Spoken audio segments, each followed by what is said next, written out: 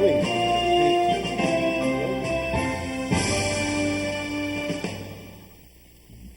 evening, everyone, and welcome to this edition of the Speakers and Leaders Hour.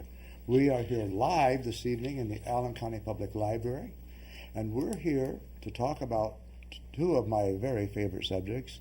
One is the Toastmaster organization, Toastmasters International, and the other is the American Institute of Parliamentarians, hence the title of the Speakers and Leaders Hour. With me here in the studio are some of the leadership of District 11 and Division B, and I'm very proud to have them here at this time. I'd like to introduce them. On my far right, your left, is Marlene Purdy, and Marlene is a past District 28 governor. She has served very well here in Indiana in District 11. She was a two-time Division B governor, and she has just been an all-around help to a lot of people. And of course, she is a member of the very famous Bob Lyman Toastmaster Club. And now, on the other side of the table, we have the young lady named Patricia Knaebe, and she serves as our Division B governor. She has just done an excellent job this year, and she's beaming because of her last Saturday's training session when she had at the Allen County Library the DuPont branch, and it was quite well attended. It was kind of cold out, but it was very well attended.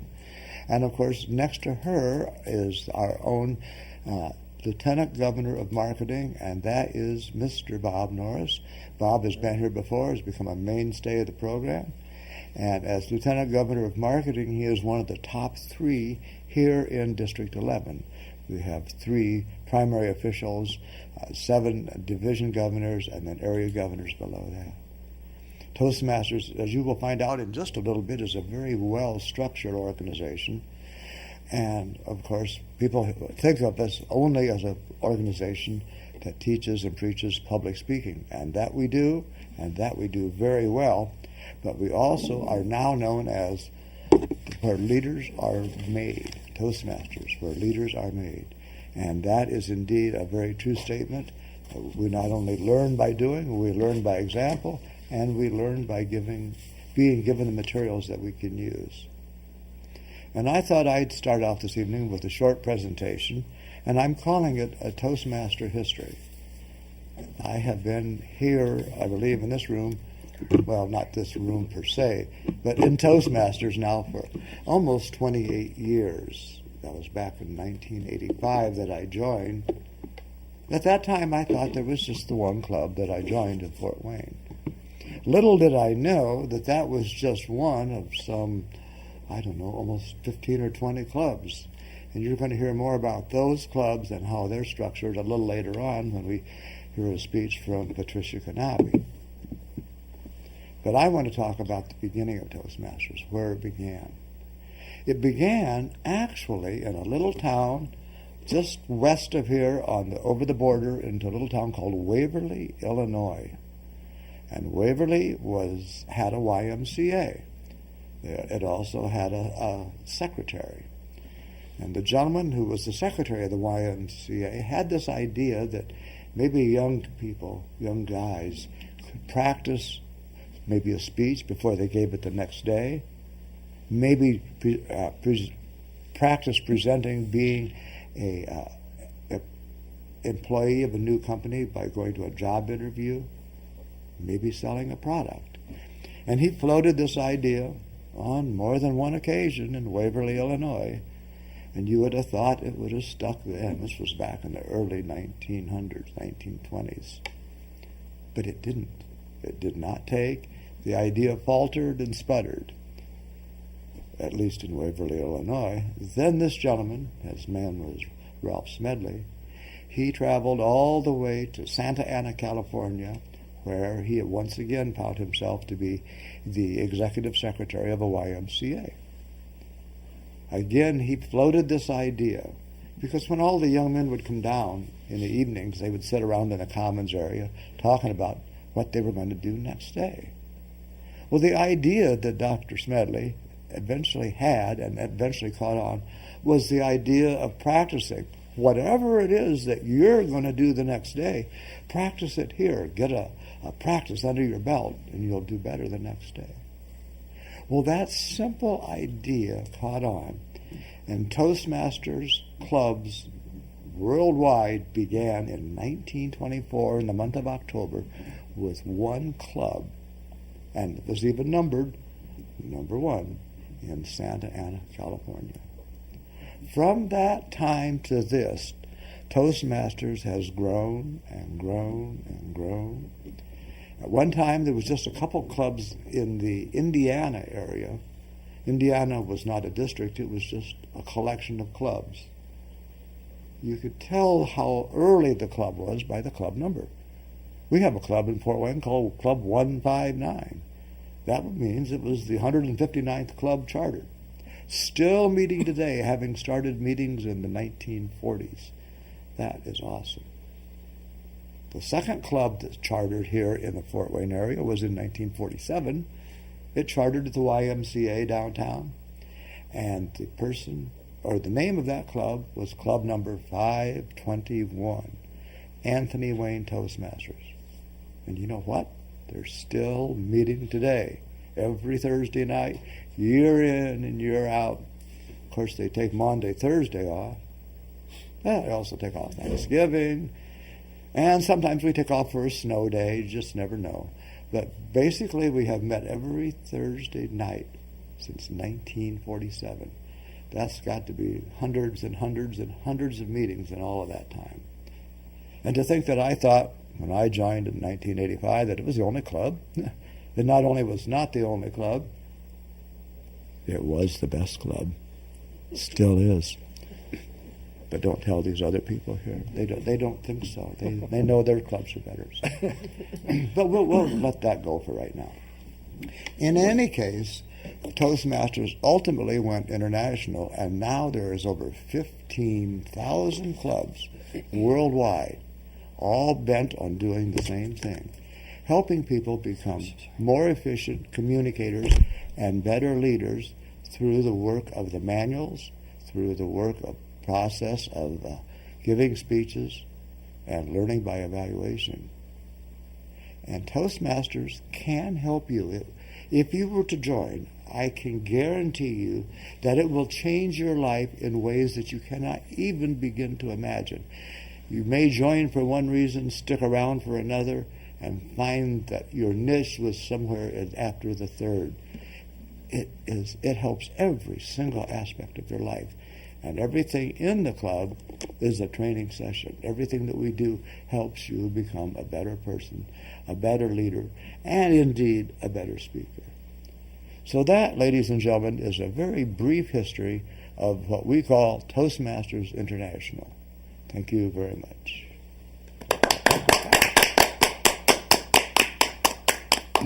And now it's my pleasure to introduce to you a lady I mentioned a little bit ago, our Division B governor. Her name is Patricia Knaebe, and she is happy to give us a speech tonight on the Toastmaster structure within the club setting, and she's going to share with you exactly what it is and how we do it. Please welcome, with a big round of applause, Patricia Knaebe.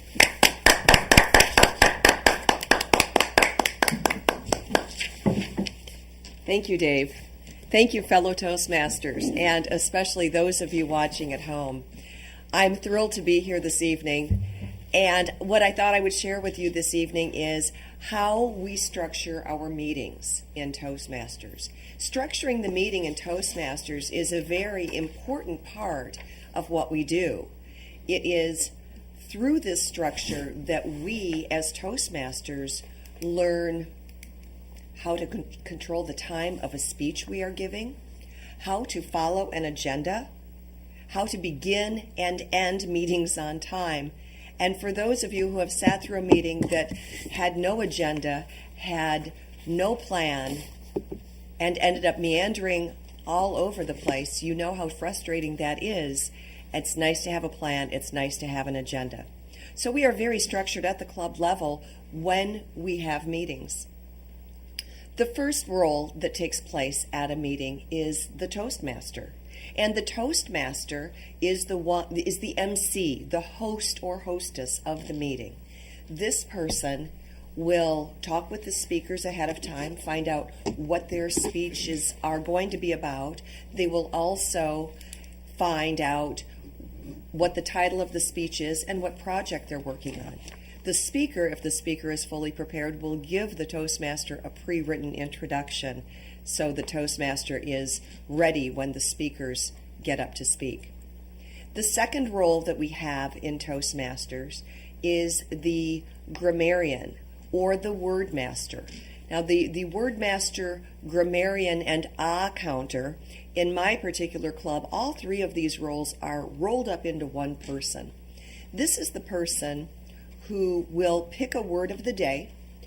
As Mr. Wilkins, as David mentioned, we are bent on sharpening our communication skills. And one way to sharpen our communication skills is to expand our vocabulary. The word master will pick a word of the day, and that word master challenges every single Toastmaster attending the club to use the word of the day at least once, hopefully more than once. Besides that, the grammarian and the counter, and as I said, in my particular home club, these three roles are rolled into one. The grammarian watches for uses of the word of the day, looks for word pictures, particularly illustrious word pictures that bring good imagery to mind, and the counter is the person who looks and counts the filler words, the verbal pauses that we do our best to not utilize in Toastmaster. The ahs, the ums, the likes, the you knows. We try to get away from those verbal pauses in Toastmasters, and one way to do this is to have the counter bust us when we use them. Another role at the Toastmasters meeting is the humorous thought for the day. We like to warm up the meeting with a funny quote, a funny story. Many times the humorous thought is a funny personal story, or it can be a series of quotes that somebody found on the internet and chooses to share with the club. After we have the humorous thought, we have one of my favorite parts of the meeting, and that is the table topics portion of the meeting. Now, as I shared with you, each of these roles has a very specific purpose to it. The Toastmaster role is meant to help a leader grow as a leader. The word master, the grammarian, and the counter, that role is meant to expand our verbal horizons, our vocabulary. The humorous thought gets us to relax and have a little bit of fun at the meetings, which we always do. And the table topics, which is one of my favorite parts of the meeting, is the part that teaches us to speak in an impromptu manner. Table topics is an excellent way to learn how to answer questions at a job interview. It's an excellent way to learn how to handle a question that you are asked when you don't realize you're going to be asked the question. It helps us to handle these surprise questions that we have in our life, and it helps us to prepare responses that are appropriate to those questions. Table topics are always well crafted, and these particular topics are a surprise to those in Toastmasters. The table topics master will choose a topic and then broach questions about that topic, and we as Toastmasters are supposed to stand up and within 30 seconds to 2 minutes, depending on the club you belong to, craft a mini speech, which means you have a beginning, a body of the speech, and a conclusion to that speech within 30 seconds to 2 minutes. It's a little challenging to do it first, but it's a great piece of our program. Then we move on to our speakers. We typically have 2 to 3 speakers at each meeting, and these speakers will give speeches ranging anywhere from 5 to 7 minutes. However, as people advance in their manuals, they may give a speech that could be 10 to 15 minutes in length. After we finish the speeches, we have our evaluation session, and our general evaluator leads off that session. Again, this is a strong leadership role within the club meeting. Our Toastmaster turns control of the meeting over to the general evaluator, and from that point on, the general evaluator leads the meeting. The general evaluator will announce his or her team, and the team includes the table topics evaluator, the word master grammarian counter, the speech evaluators, the timer, and then the general evaluator will close with some comments that he or she has. Each of these particular evaluators give their synopsis of what happened for that particular segment of the meeting in turn and give feedback. Part of the feedback that we give is meant to be constructive. We give positive feedback, we talk about what a person could improve upon, and then we finish with positive feedback. This is a way a Toastmaster will grow in his or her quest to become a better speaker and leader. That, in a nutshell, is the structure of a Toastmaster Club meeting. Master Toastmaster. Well, thank you very much, Patricia. When you were talking about the various roles in the club, having been around for such a long time, I'm always trying to find new ways of helping people learn and possibly overcome the dreaded uhs. And one night I took to the club meeting the little clickers that you get at Halloween time, to click, click, click, click. And anytime somebody said, click, click. That was a little too harsh. I mean, that actually could bring a speech right to a stop. So I actually invented the sign. You just hold it up and let them know. So it's very silent, So I think it could possibly work. And like you, I think that the table topics is probably the most hopeful situation that you can possibly have. Well, remember, folks, this show is a live call-in show. Our number is 422-3902. If you're a Toastmaster and you know any of us, you'd like to talk to us, give us a call. If you have a question about the organization, we would be happy to give you the best answer that we know how. Or if you're interested, you call in. We'll tell you where you can find a club meeting close by at a time that is good for you. Okay. Well, let's go on to our next presenter. Our next presenter is Bob, and he is a man who loves sharing Toastmasters. Some people don't catch the fire, some people do. But when you do, it's on your mind and it's on your lips most of the time. Of course, he's a distinguished Toastmaster, and he is serving as the Lieutenant Governor of Marketing. I mentioned this earlier for the 2012-2013 year. He is also the current Vice President of Membership at his home club, the Bob Lyman Club. He is a member of the Club 159, the Smoky Montgomery Club, and Sergeant at Arms at the Advanced Speakers and Leaders Club, a meeting that tends to filter people onto this TV program. It's kind of like a springboard. He is speaking from the Specialty Speeches Manual tonight, and his project is impromptu speaking. See how hard that was for me to say? His title is, What is Your Most Important Asset? Please welcome Bob Norris.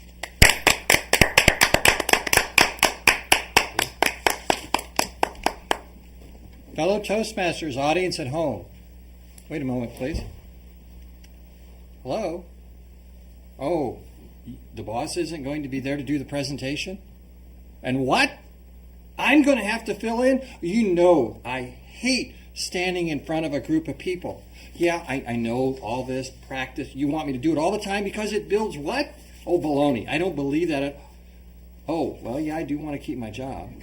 It's very important. Yes, I do want to keep my... Yeah, well, I've got 2 days. I think... Oh, okay. I think maybe I'll just have a heart attack and die. It would be actually easier because I'll only die once. But when I get up in front of my peer group, I'll die 1,000 times because I know when I fail, they'll all be laughing at me. Every time I walk down the hall to get a candy bar or a soda, they'll look at me and they'll point and laugh and say, "What a fool, what a fool." Have you ever found yourself in this position? Because what do you think our most important asset is? our wallet, our family, our car, our job. Actually, our most important asset is something that money cannot buy. But you can acquire it and build on it. Confidence.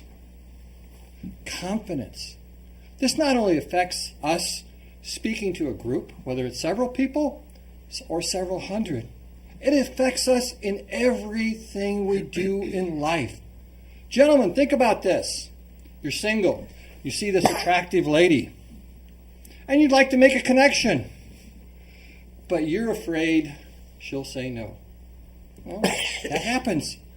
But how do you have enough courage by going up and saying, I'm going to talk to her?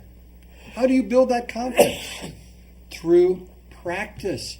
By even pretending, if necessary, with friends to do what needs to be done to speak to this lady.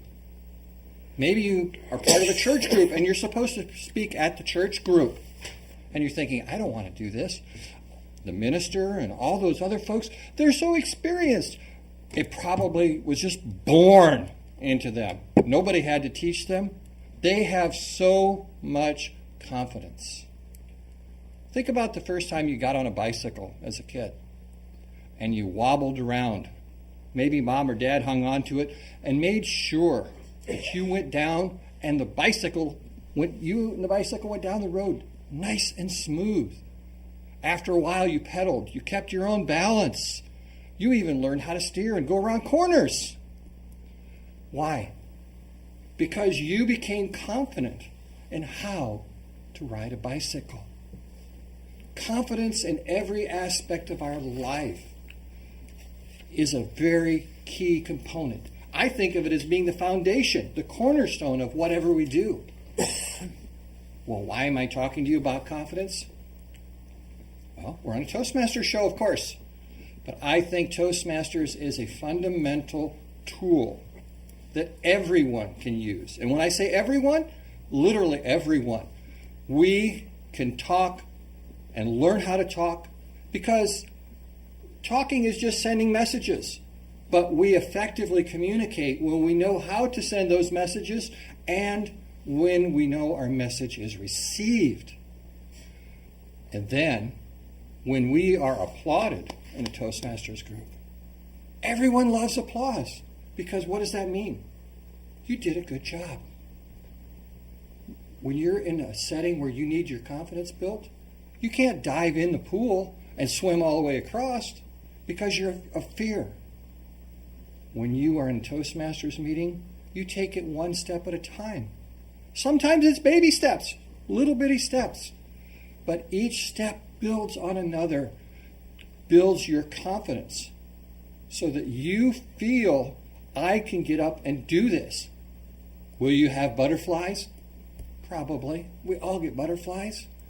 But a key thing when you build confidence, especially through Toastmasters, is you take those butterflies and you bring them together. And you teach them how to fly in formation. You teach them where to go when you want them to go there.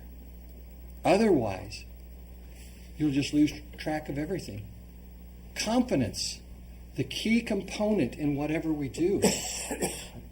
If any of you have ever played sports, were you confident in your sport, such as basketball or soccer? My one friend says soccer's not a sport, but I disagree. Were you confident when you got out and played it, especially if a child? No. You had someone coach you. And the more you did it, your confidence level grew. And perhaps you became very adept, very confident at presenting your skills on the basketball court, on the soccer field, perhaps behind the baseball diamond, because you practice. Practice builds to confidence. Toastmasters gives you the most wonderful opportunity for practice. We do planned speeches or prepared speeches, and we have a format. And guess what? To build your own confidence, we don't tell you what to talk about. We let you pick the title, the material, and plug it in. And then we do something that most other groups don't do. We evaluate to motivate. Motivation, proper motivation, positive motivation builds our confidence level. And then we again, the applause. You'll see that on our show. You'll see it at every Toastmasters meeting. Some people think, that's crazy. But subconsciously, it comes in and builds confidence. Confidence to be able to go up in front of a group, to get on this TV show. This can be very scary if you've never done it before, because you're not really looking at people. We hope you're looking at us, but you're not really looking at people in the audience. You're looking to see what's happening. Confidence is the most important asset you can have. You can't buy it, but you can grow it. Mr. Toastmaster.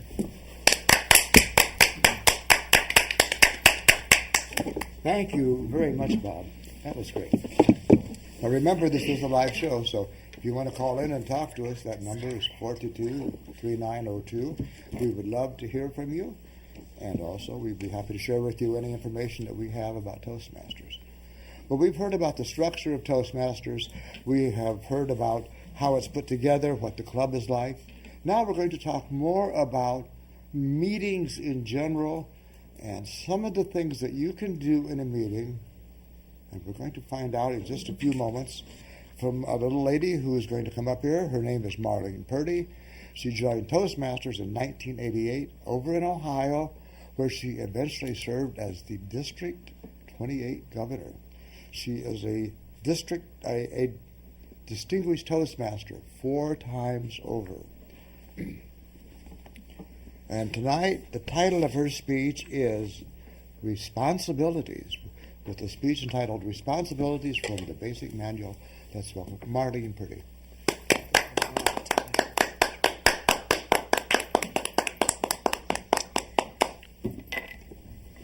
I know my rights. How many times have you heard people say that? But have you ever heard them say, I know my responsibilities? That is rather rare, and very rarely do we hear it. But a person's responsibilities to an organization are every bit as important as their rights. In fact, probably even more so. I want to share with you tonight some of those responsibilities that you have if you belong to a club, a church, a civic organization, no matter where the venue. You have certain responsibilities if you are part of that group.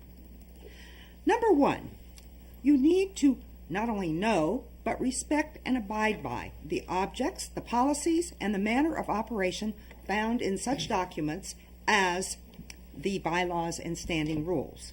And these are going to vary from group to group, whether it be a church group, a civic group, a fraternal organization, or just a plain club, but they all have their general principles that they follow. And you need to be familiar with those and follow them. Pay dues promptly.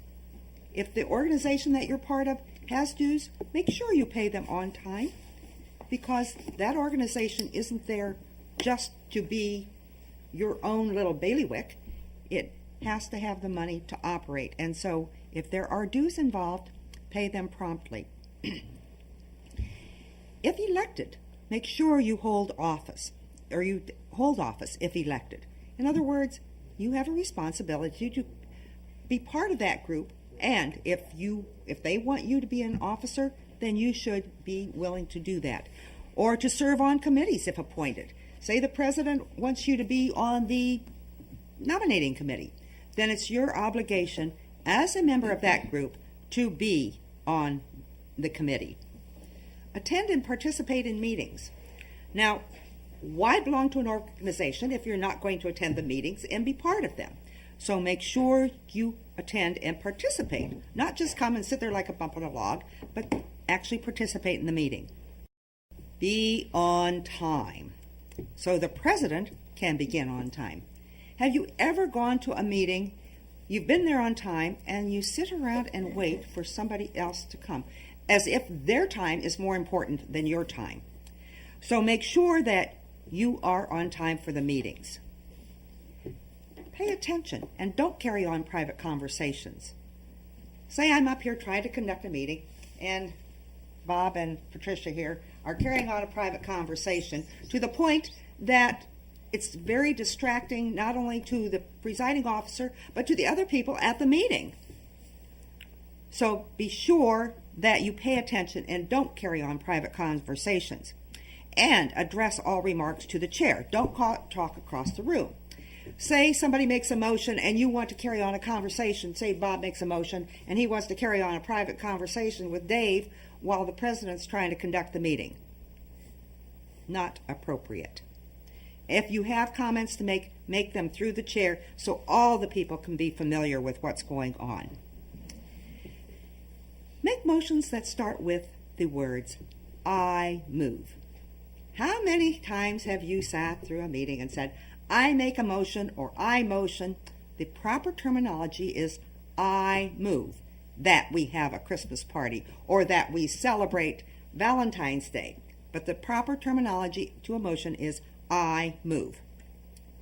You also, this is a right and a responsibility, be the first to speak on a motion that you've made. In other words, if you make a motion, you speak first on that motion, and then other people can address the motion as well. Talk loudly enough to be heard. And I know when I started out speaking, my voice was cracking when I was I've been having some throat problems, but even then, you need to make sure that you project your voice so everybody in the meeting can hear. Discuss only immediately pending question or motion. In other words, there's a motion on the floor. Don't get off out in left field or right field and talk about something entirely different. If there's a motion on the floor, you need to address your comments to that motion. Know what you're voting on, and if you're not quite sure, you better ask before you vote, because otherwise you may get something you didn't count on. And be sure you vote on the motions. Take an interest in what's happening. Accept amendments if you agree with them. Sit near the front of the room if you have a motion to make or a report to give. It's very distracting if somebody's clear at the back of the room and you waltz up very slowly as you come to the front of the room. If you're going to give a report, sit at the front of the room so it will be more efficient for you to get up to give your report. And if you are giving a report and there's going to be a recommendation as the result of that report, make sure you make the motion or the recommendation. Move to limit debate if discussion becomes repetitious, if people keep saying the same thing over and over again. Or move to stop debate if there is too much repetitious discussion. Help get the pending question or the pending motion off the floor by moving to either send it to a committee, postpone indefinitely, postpone to a later time, or lay on the table and take up more urgent business at the time.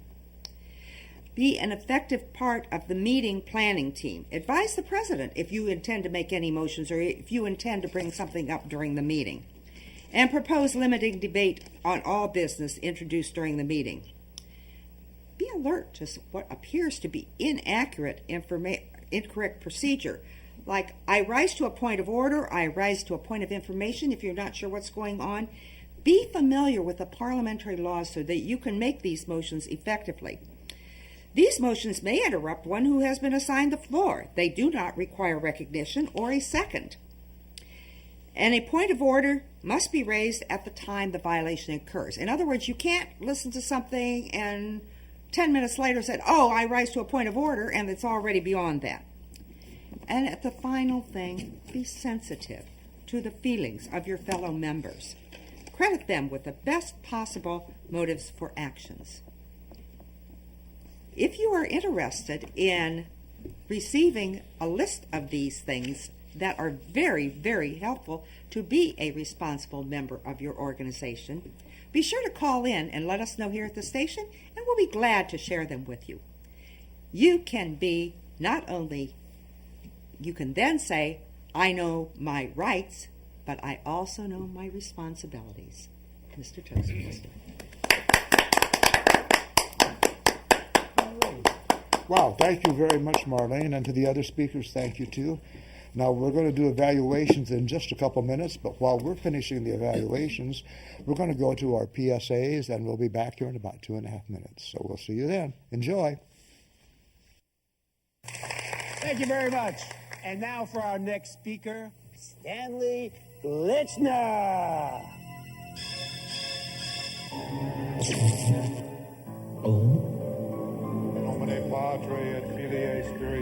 Speaking in public doesn't have to be a death sentence. At Toastmasters, we can help you overcome your fears.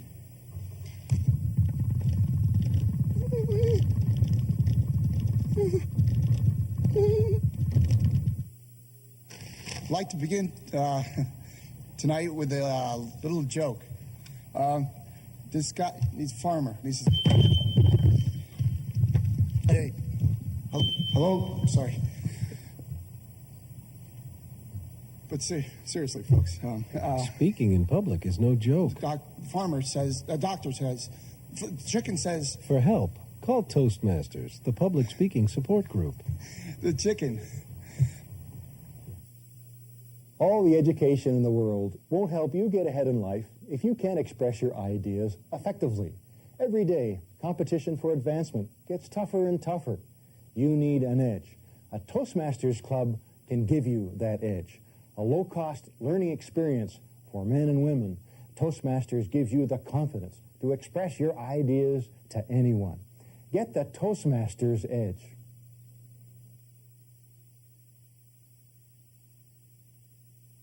What future do you envision for yourself? What dreams do you have? If you want your dreams to come true, you must have confidence in yourself and your abilities. A Toastmasters Club can help you build that confidence.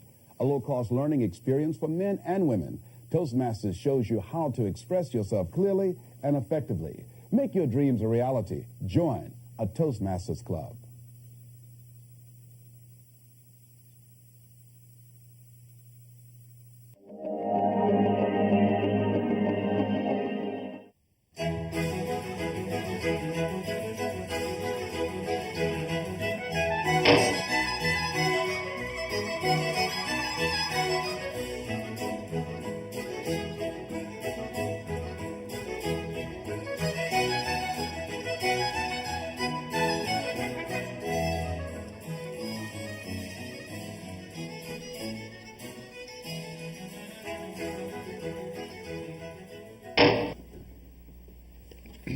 Okay, you've heard the speeches, as we just mentioned a few moments ago, and we also have talked about evaluation and how important that is. And so now the speeches you've heard have been evaluated by each of the other members, and we're going to call Marlene up here now to evaluate the first speech, which is the one I gave. Marlene, please.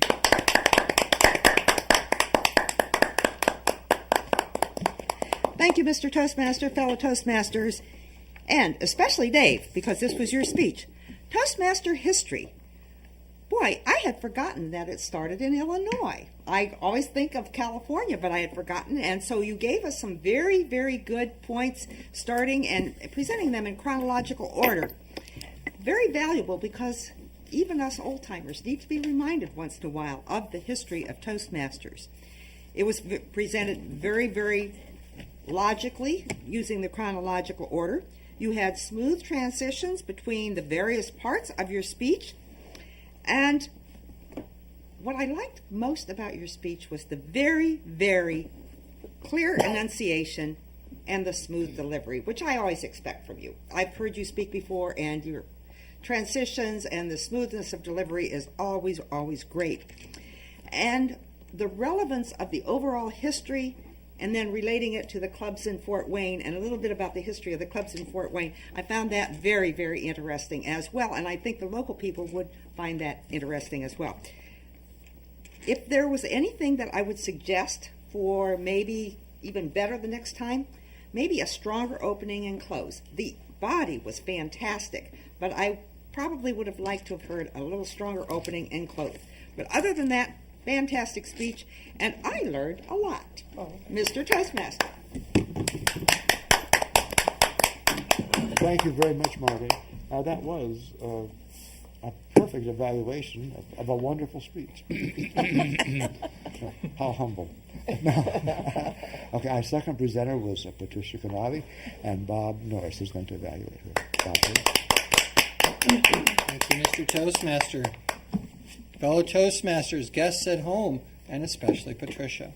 I always enjoy listening to Patricia. She does a great job. She has a fantastic way of organizing a structure, and for this one, poor structure. Put it very logical, very appropriate flow, good, strong transitions, the clear opening, body, and a close. Very effective. I liked having the good gestures that she had. She had the appropriate amount. Sometimes we have no gestures. Other times people will turn into windmills. She was right where she needed to be, right on the money with the gestures. Good voice inflection. For improvement, I would suggest two things. A little stronger opening, which I think we can all do at times, and perhaps a little more vocal variety at some points in the speech. But I think it was great. I look forward to the next time Patricia is presenting, and perhaps I'll be blessed to be her evaluator. Mr. Toastmaster. Well, thank you very much, Bob. And now we're going to do turnabout as fair play, and we're going to have Patricia come up here and evaluate Bob Norris's presentation. Right. Patricia, please.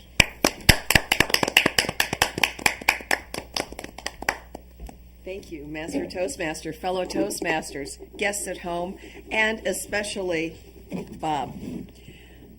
I always enjoy listening to Bob speak. It seems that over the last few years, I have noticed marked improvements in Bob's speaking. I believe it's because of the leadership roles he has taken on and the increased speaking that comes with those leadership roles.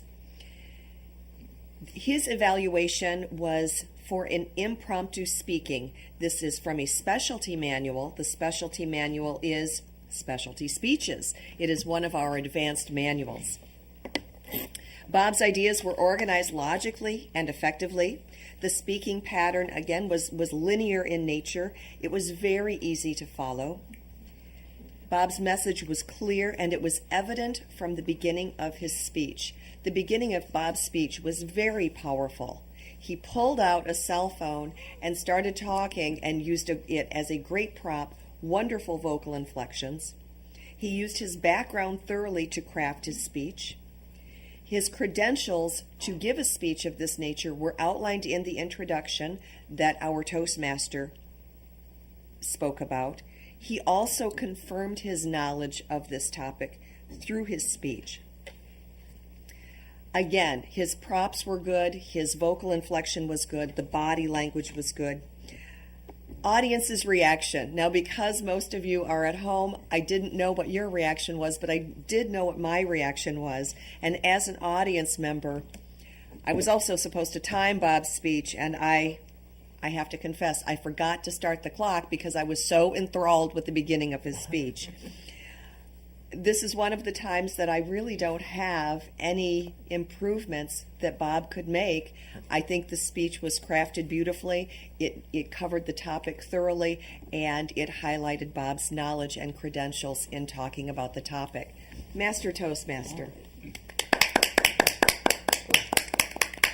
Thank you very much, Patricia. And Bob, thank you so much, too. That was an excellent speech. I especially appreciated his opening with the cell phone business, and you kept us right on the edge of our seat.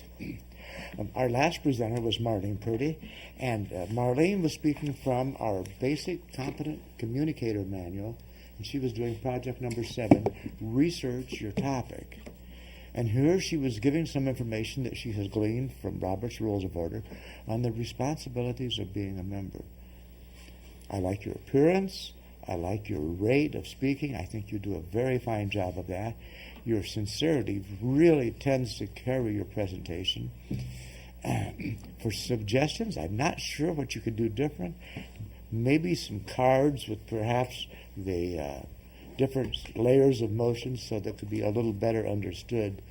That certainly is something that a lot of people have a lot of problems with, is how motions can be tiered into which ones are next. You used good body language. You had good pauses. Everything about the presentation says that you have studied this and know what you're talking about. And I think that you would do well now to do a presentation on members' rights.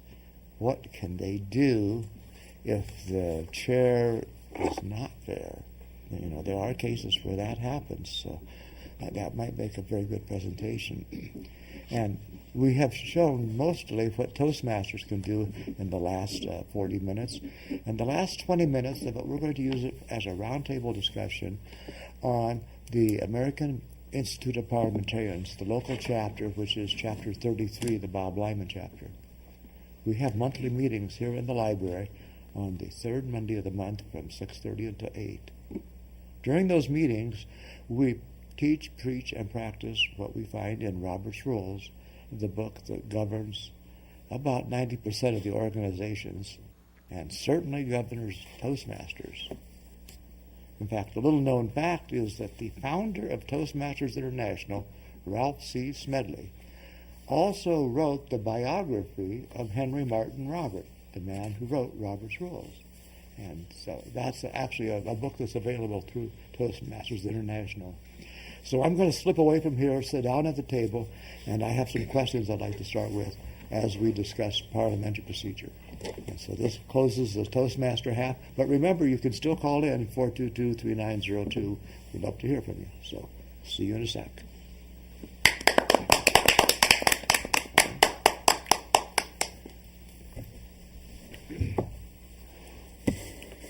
Well, I like it when we do roundtable discussions. I think when we have Toastmasters or parliamentarians together, it brings out the best in the organization.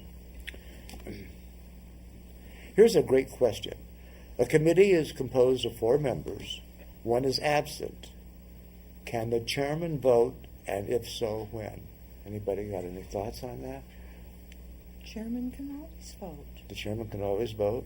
Okay. no matter what. Okay. And it also said, if so, when? Anytime. Anytime. Okay. Well, you're right there, Marlene. Yes, he can vote, and he may vote at any time, but his special duty to vote whenever it will affect the result. So you really have to vote at that time. Right, whether it would either cause a vote to pass or Cause a vote to fail. Sometimes we think only that the chair votes to break a tie. Mm-hmm. The chair can actually vote to cause a tie, which means the motion would be defeated. Yeah, now we need to clarify that to our audience. They're going to be confused here, right? Yes, we don't want that. If there's a committee of 4, as they're talking about here, and 2 vote in favor of the motion, and 1 votes against the motion, if the chair votes against the motion, it's going to be a tie, 2 for and 2 against. But in Robert's Rules, a tie vote is a no vote. So that's something you might remember. So if your organization ever comes up with a tie, you're not deadlocked. You're absolutely not deadlocked. It is absolutely a no vote. Okay. Okay, another question. In a society in which the president appoints and is an ex officio member of all committees, has he the power to call a meeting of a committee? Or does that power rest with the chairman? And B, has the president any more authority in the committee than any other member? Any comments across the way here? Do you think he can call the meeting, a meeting of the committee? Or do you think the chairman has to do that? Marlene, what do you think? I would say it depends upon how the bylaws are written, if they allow anybody other than the chair to call a meeting. Well, wouldn't the chairman be the man to call the meeting of a I would think so committee? normally, unless the bylaws would say otherwise. And if they're not the chair of the committee, then they don't have any more rights than anybody else does on the committee. Okay. And what about having any more authority than any other member? No? Okay. Here's the answer. The chairman of the committee is the only person who can call a committee meeting. If he neglects to do so, a meeting may be called by any 2 members. I remember that from something Bob Lyman said years ago. If a committee simply refuses to meet, then 2 members can call a meeting. And what was the other half? Has he any more authority? No.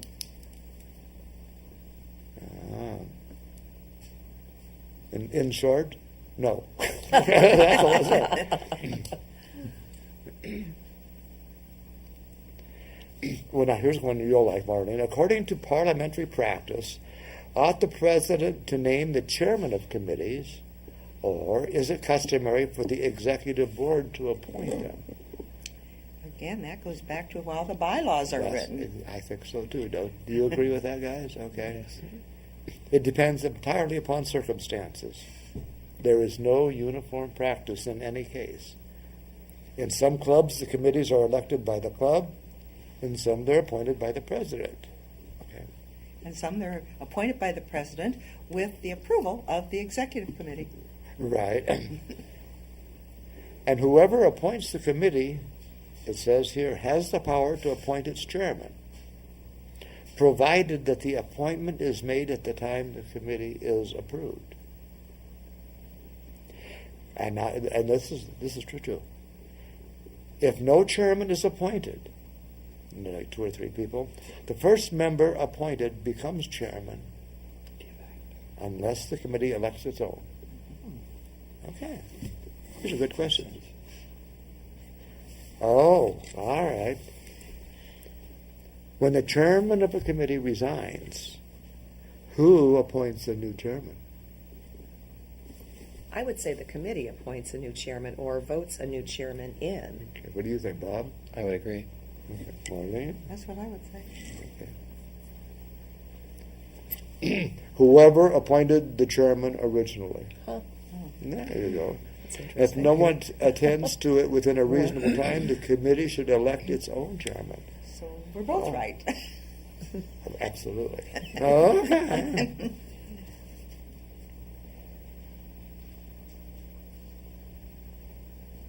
Mrs. A was appointed chairman of a committee by her club with the power to appoint her own committee. Mrs. A now wishes to resign. What should be done about the committee?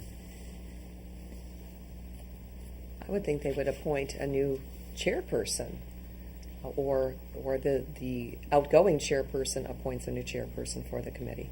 The club elects another chairman, just like you said, and authorizes her to appoint her associates.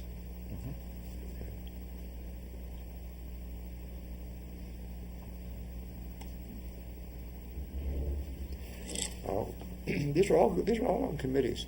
And by the way, where these questions are coming from is a book entitled Parliamentary Law by Henry Robert.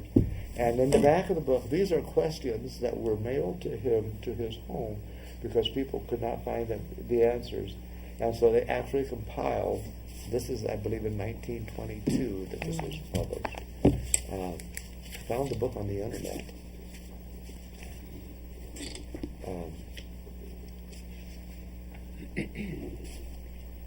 22. Yeah, that was the year he died.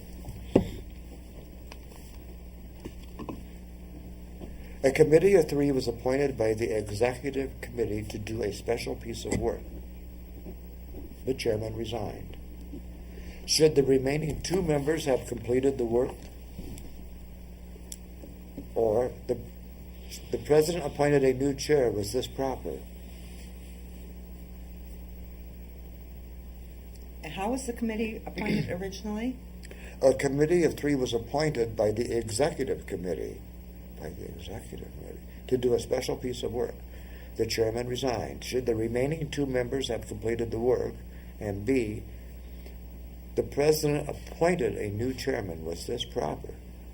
That it was appointed by the executive committee. I would think it's not proper because if the executive committee appointed the original committee, Then then the they would be the ones that would be I think I agree. Yes.